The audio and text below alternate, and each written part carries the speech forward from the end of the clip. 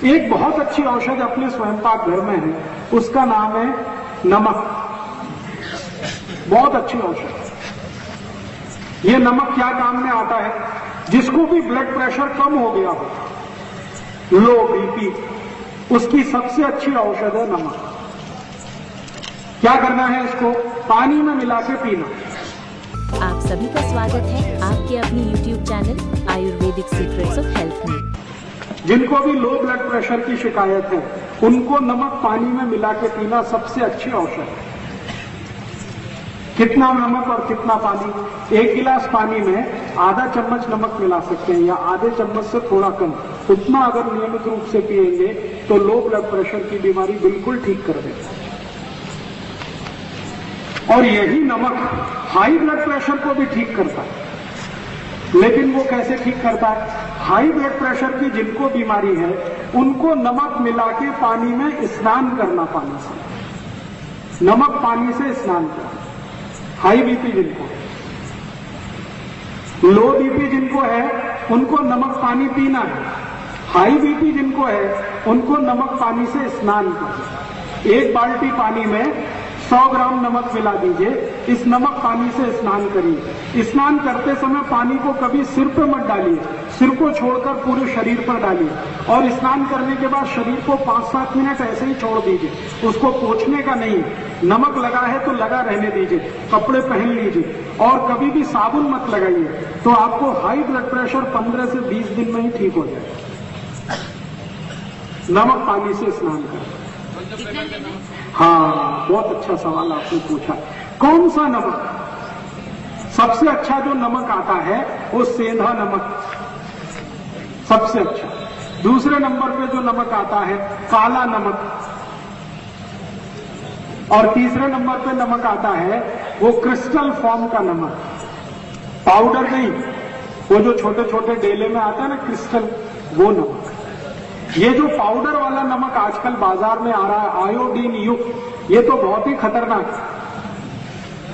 सरकार ये जबरदस्ती सबको खिला रही है। हमने इसके खिलाफ मुकदमा किया हुआ भारत सरकार में। भारत सरकार के विरुद्ध हमने सुप्रीम कोर्ट में मुकदमा किया हुआ। ये जो जबरदस्ती सबको आयोडीन युक्त नमक खिला रहे हैं ना, ये बहुत ही खराब है। आप कोई भी मत खाइए इसको, क्योंकि आयोडीन युक्त नमक कभी भी मत खाइए। क्यों नहीं खाएं वो जान लीजिए। दुनिया में जर्मनी, फ्रांस, जापान जैसे 24 देश हैं जिनमें आयोडीन युक्त नमक 20 साल पहले बैन कर दिया गया। कारण उसका क्या? इन सभी देशों में आयोडीन युक्त नमक खाने से एक गंभीर बीमारी आई जिसका नाम है नपुंसकता, इम्पोटेंसी। तो वहां के वैज्ञानिकों ने रिसर्च करके रिपोर्ट दिया कि इम्पोटेंसी का, नपुंसकता का सबसे बड़ा कारण है आयोडीन युक्त नमक। तो अमेरिका में, जर्मनी में, जापान में, सभी देशों में ये बैन कर दिया गया। फिर वहां का ये नमक भारत आ गया और भारत में सबको जबरदस्ती खिला रहे। तो हमने मुकदमा किया है सरकार के खिलाफ। तो एक दिन क्या हुआ कि भारत सरकार का एक अधिकारी वो आया अदालत में, मुकदमा होता है ना तो आना पड़ता है। तो हमने एक दिन उसको पूछ लिया कि भाई तुम ये जबरदस्ती क्यों खिला रहे हो सबको आयोडीन युक्त नमक? तो उसने कहा राजीव भाई बात ऐसी है कि हमारी भारत सरकार का फैमिली प्लानिंग फेल हो गया और जनसंख्या बहुत बढ़ गई, तो हम सबको जबरदस्ती आयोडीन युक्त नमक खिला रहे। 4-5 साल में नपुंसकता आ जाएगी तो बच्चे पैदा होना अपने आप कम हो जाएंगे, तो भारत की समस्या का परिहार समाधान हो जाएगा। ऐसी हरामखोर सरकार है। इसलिए मेरी आपको छोटी सी विनती है कि आप ये आयोडीन युक्त नमक बिल्कुल मत लाइएगा।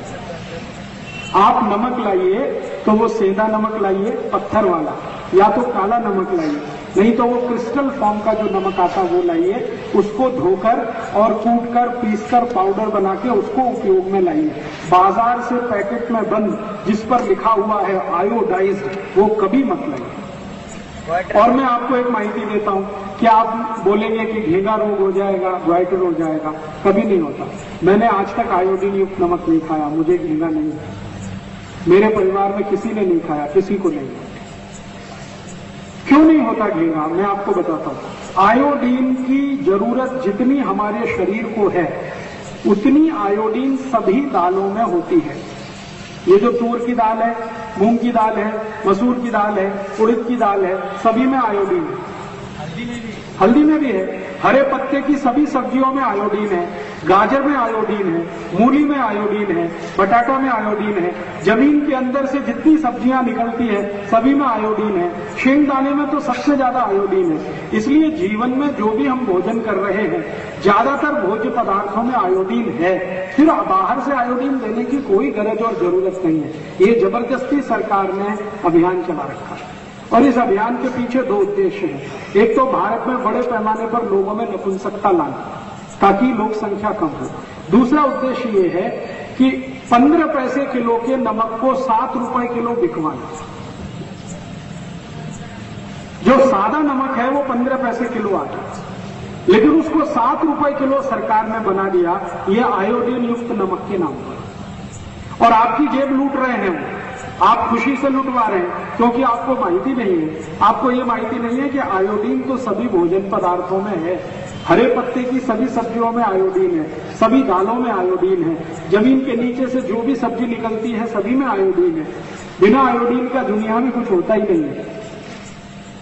तो इसलिए अतिरिक्त आयोडीन की शरीर को कोई गरज और जरूरत नहीं है। लेकिन अगर अतिरिक्त आयोडीन शरीर में आ जाए तो नपुंसकता आ जाती है, ये पक्का है। इसलिए आप अपने जीवन को सुरक्षित रखना चाहते हैं तो आयोडीन युक्त नमक बिल्कुल बंद कर दीजिए। सादा नमक लाइए, वही खिलाइए। तो नमक कौन सा खाएंगे कल से तय कर लीजिए। वो सेंधा नमक सब जगह मिलता है, थोड़ा महंगा आता है वो ले आइए।